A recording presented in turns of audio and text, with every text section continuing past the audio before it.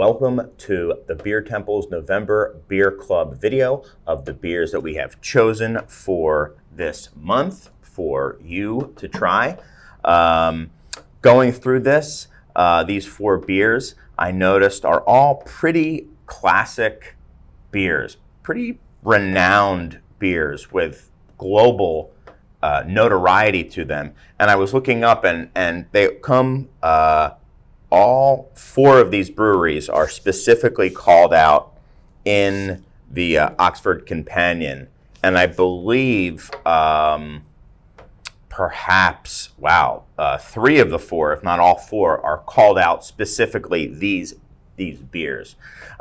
So what beers do we have? We have the Celebrator Doppelbock from Ayinger. We have the classic Saison Dupont.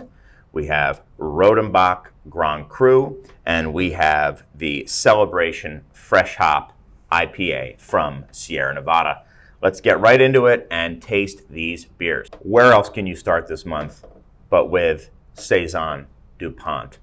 The archetype for the style. We have at least three archetypes for the style, and by that I mean the example that all other beers of that style are compared to. That doesn't necessarily mean that they're universally considered to be the best, but they are measured against that. And I don't mean better or worse than that. I just mean how does it differ from it? How does it vary it? That is the standard, and then everything else is kind of judged based on that.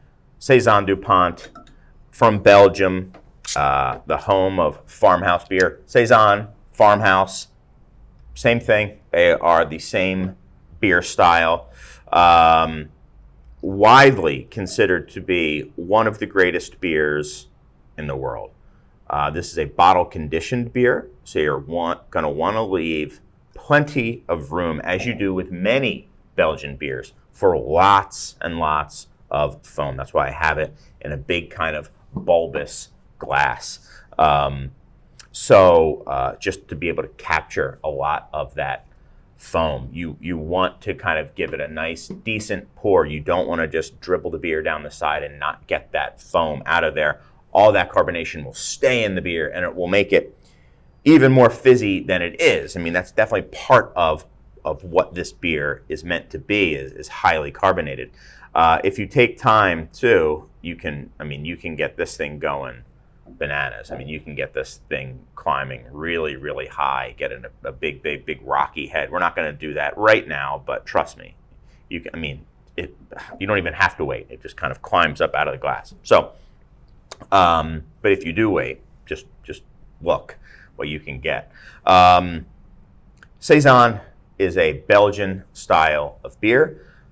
This was the first Saison ever brought into the United States. The beer writer Michael Jackson wrote extensively about it. Saisons today are a yeast-driven beer, like pretty much all Belgian beers are yeast or bacteria driven.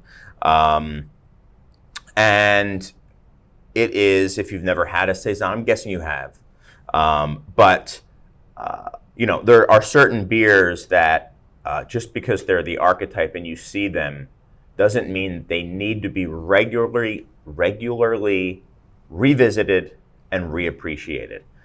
Everything about this beer, from the availability to the cost to how wonderful it is, really just deserves to be drank again. And then frankly, this is maybe one of the only beers where when I look at any other Saison, especially from a U.S. producer, I think, yeah, but I could also just get a Saison Dupont. Is it really worth me not drinking? Is the cost of not drinking a Dupont worth getting this beer? So let's get at it. I get a combination of like a minerality, but really a fruitiness to it. When I say fruity, I'm getting like orchard fruit, maybe a little bit of like a baked oranges aren't really a thing, but that's kind of where my mind is going. Maybe a biscuity.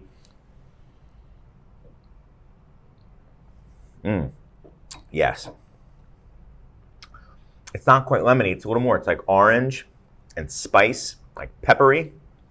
A little bit of a prickle from the carbonation, and then it finishes rather dry. This is a hoppy beer by Belgian standards, and just by the overall balance of the beer. You'll see right up here on the neck, there is a big hop right there. And this is a hoppy beer. That doesn't mean the aroma is going to smash you in the face with hops. But that drying quality and that bitter, lingering, subtle bitterness, if you really pay attention, it's there. My mouth is totally dry now. Some of these esters released from the yeast are there too. Some of that peppery flavor and aroma. And it makes me want to drink and drink and drink. Also, one of the best food beers in the world. This beer can go with almost anything, from seafood to red meat and everything in between, cheeses, you name it. This beer will really enhance that. So if you don't know kind of what to pair with food, you're very, very infrequently going to go wrong with Dupont. And that goes as far as, like, you know, Mexican food, Indian food, whatever you want. This beer is going to really, really just be a rock solid choice. Very excited to have this beer in my glass right now. All right, let's just go big for the next beer right off the bat. I guess, well, not right off the bat, the second beer. Celebrator from Brauery Ayinger, or Brewery Ayinger, and it's a German beer. It's from Bavaria, just south of Munich, kind of the brewing capital of Germany. As you may expect, it is a lager. You know, that is the land of lagers. I was lucky enough to have just visited Ayinger, which is in the town of Aying. The brewery is named after the town. And lovely, lovely place. If you ever find yourself in Munich, easy day trip to get out there.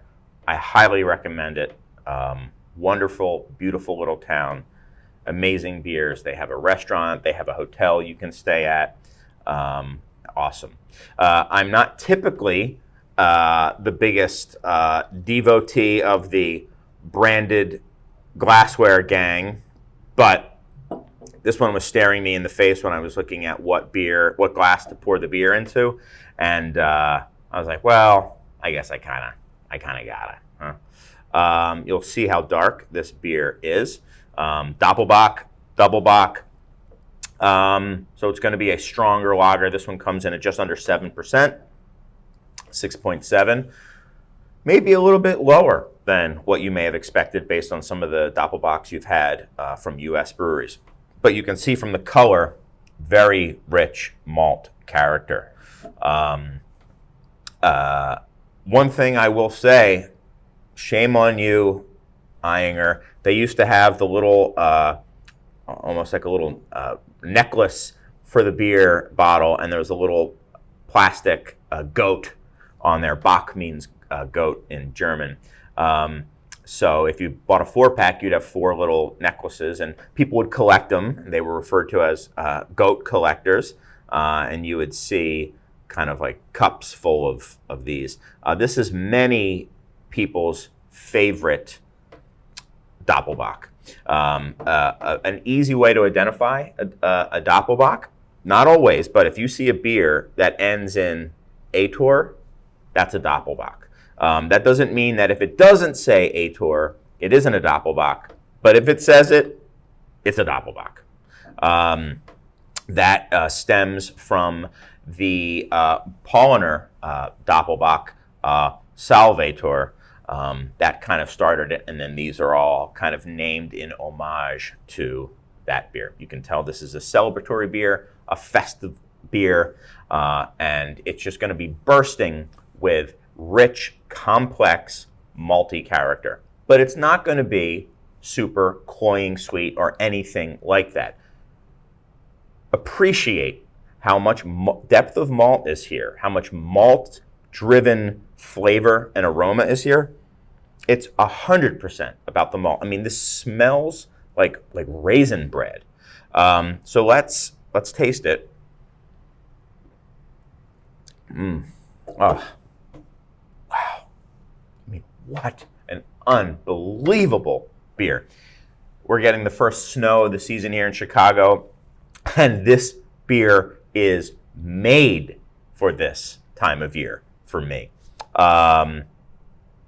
What I was getting at, deep, rich bread crust, a lot of melanoidins, just toasted character, a little bit of a roasted character as well, and but it's not sweet, right? You get a ton of malt flavor, but there's enough bitterness from the hops to dry the beer out. So again, hops, as I've said in these videos before, they don't need to present themselves as overtly flavorful.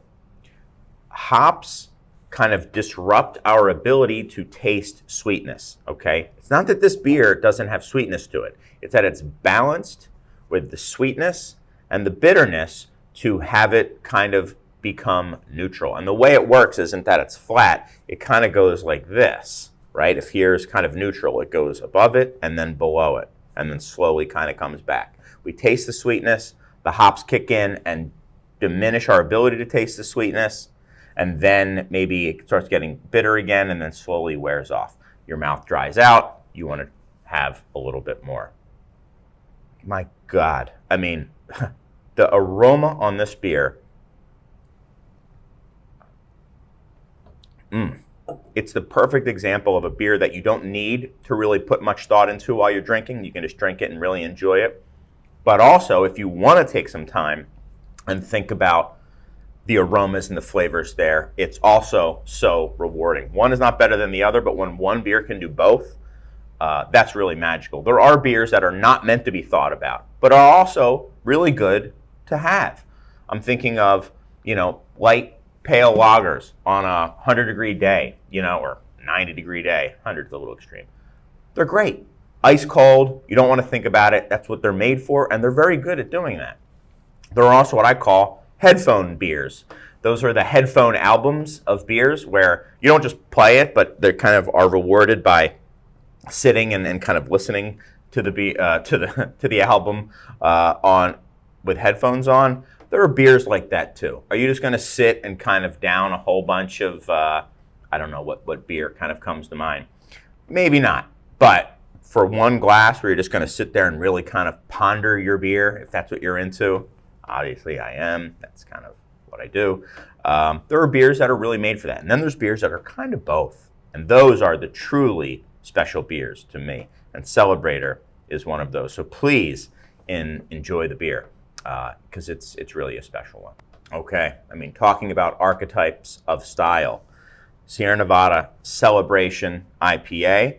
It's getting a little bit of shine lately as being, I think Forbes just wrote it up as the GOAT of winter IPAs. Winter IPAs are kind of becoming a thing the last several years.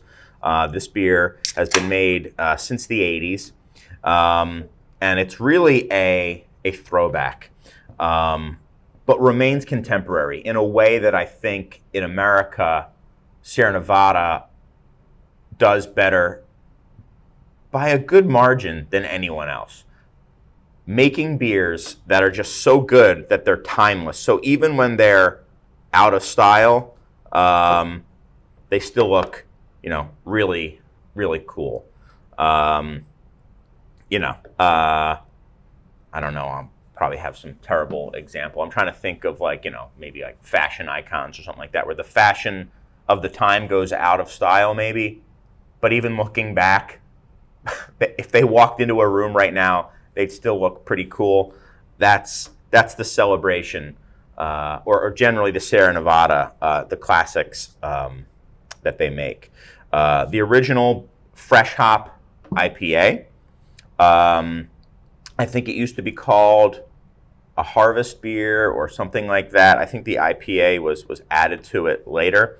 It's the same beer. Look at the color on it. You know, so many IPAs are afraid of malt nowadays. A lot of malt here. A lot of aggressive bitterness too. A lot of breweries and IPAs are becoming less and less bitter. This is a nice kind of return to form. Yeah, it's using this year's hops, which makes it a fresh hop beer. Not necessarily wet hop, but fresh hop. And it's just absolutely wonderful. Huge grapefruit and kind of biscuit aromas here. Jumping out of the glass, by far the hoppiest beer we're going to have today. Man, it's early in the morning. Maybe I need to drink more in the morning. I don't know if just my senses are kind of primed for this, but this beer smells so darn good. A little piney, a little woody, grapefruit, orange. And it follows through exactly on the palate.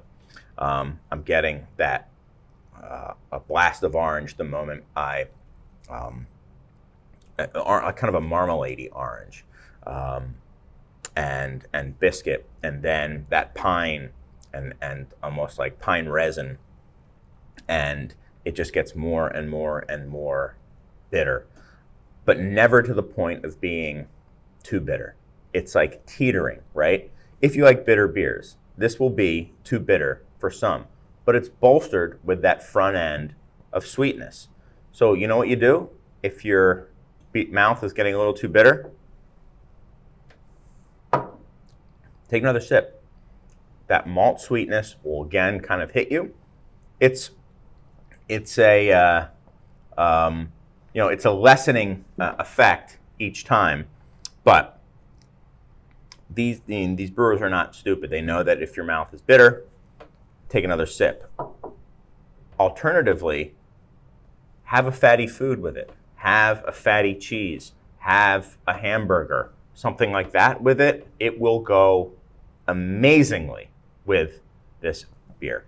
At your Thanksgiving table, it could go really well with some of the richer foods. Could just be really good with something with a lot of fat. So maybe some of that, something with gravy, your mashed potatoes, all that stuff is going to just cut through that bitterness really, really well. And when that fat is kind of sitting on your palate, you know what's going to be great to cut through it? A little bit of bitterness, okay? They go really, really well together. And if you don't tend to do it, smell your beer before you taste it. It really will add to your appreciation of it. You don't need to make a big scene of it. You don't need to, stick out your pinky and, we're not judging the beer, but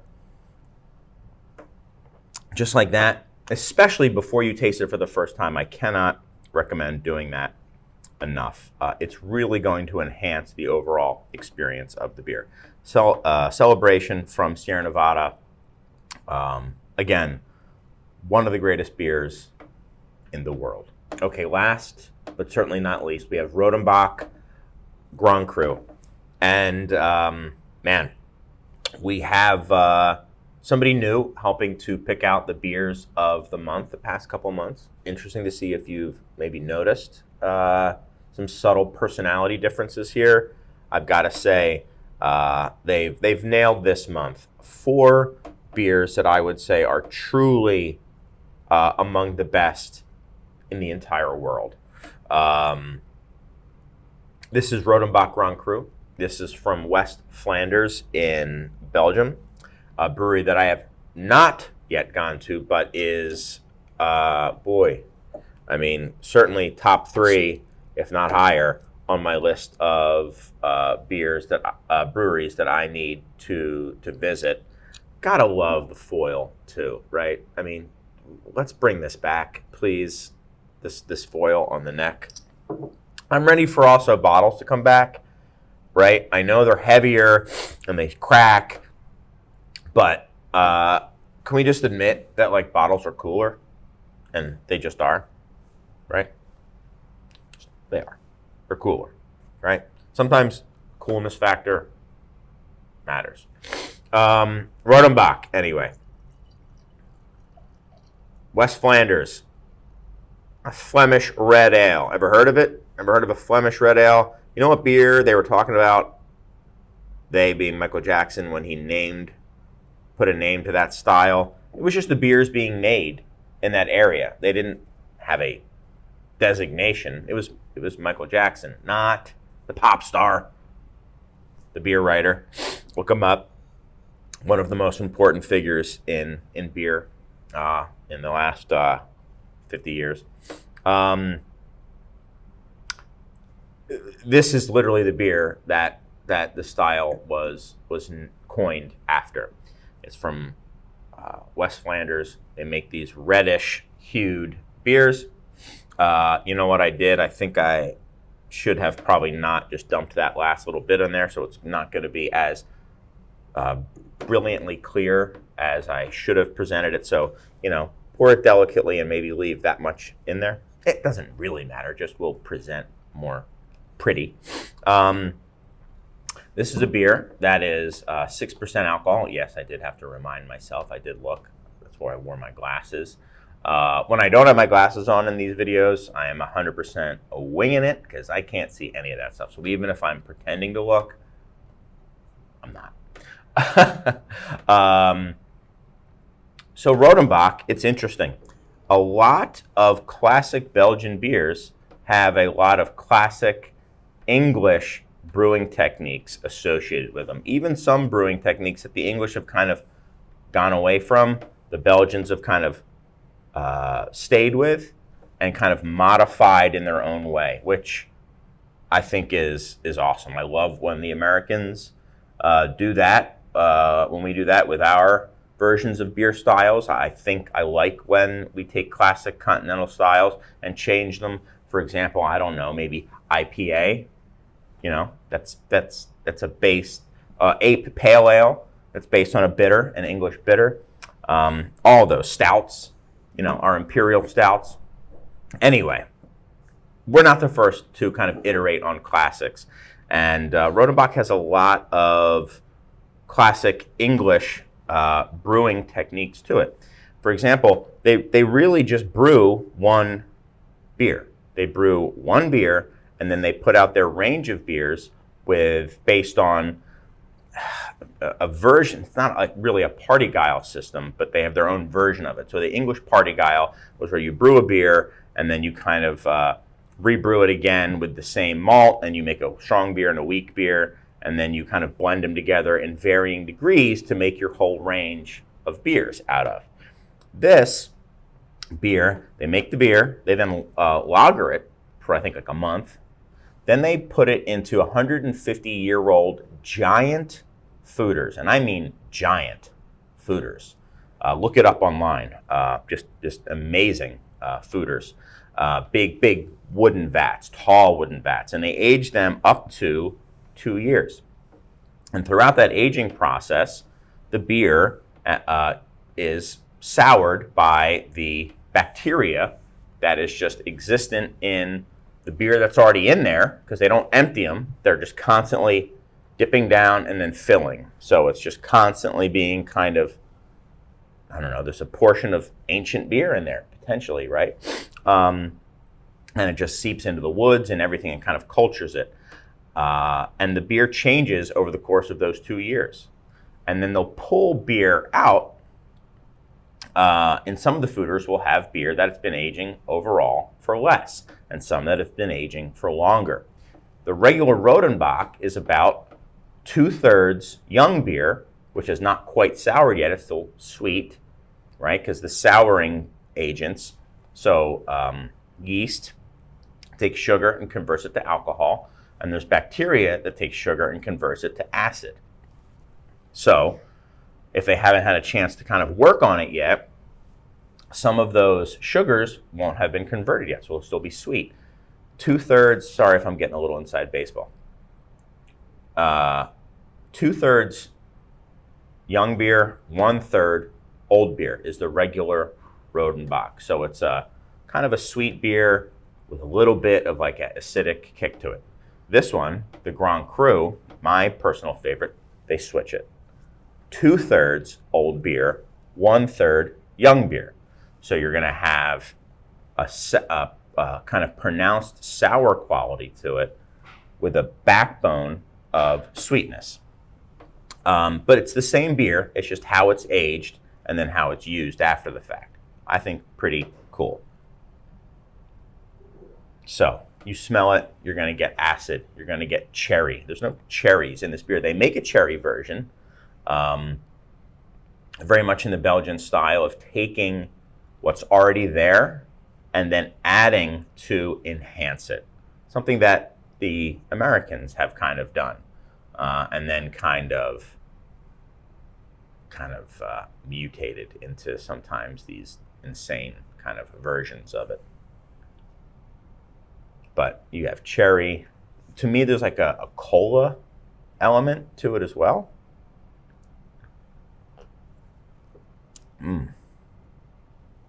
Sweet and sour, right? I mean, who doesn't like sweet and sour? It's like a classic component to food. We don't think of sour when we think of beer. We think of sweet and bitter. But sourness is a great complement to sweetness as well. It doesn't counterbalance it the way bitterness does, but it still kind of complements it really, really well. So you have like a sweet and sour cherry. You have that classic kind of Belgian effervescence to it. Wonderful beer. This one's going to be a little bit more complicated to pair with. I'm telling you one thing. However you would use like a cranberry, for example, at Thanksgiving, that kind of tang to it with a little sweetness, this could play that same exact role. So you put a little cranberry relish on your turkey and your gravy. Maybe you have your turkey gravy and this. And I did not go into this thinking, oh, we're going to have to pair all this stuff with Thanksgiving. That's just where my mind's at right now. So think of it that way. Just a really great complement to food. This is the Rodenbach Grand Cru, another archetype of the style. Literally, the beer, the style was named after. So a Flemish red ale, you ever seen that? This is literally the beer that kind of gave that style its name. A very important beer, as important as beer can be. You know, there's things more important than beer. I've heard. Maybe one day I'll experience that. But anyway, that is it for the Beer Club beers for November 2024. If you would like to partake in this club, be my guest. I would love it. There's a link in the video. If you have any questions or comments about it, love to hear that too. And until next month, cheers, guys.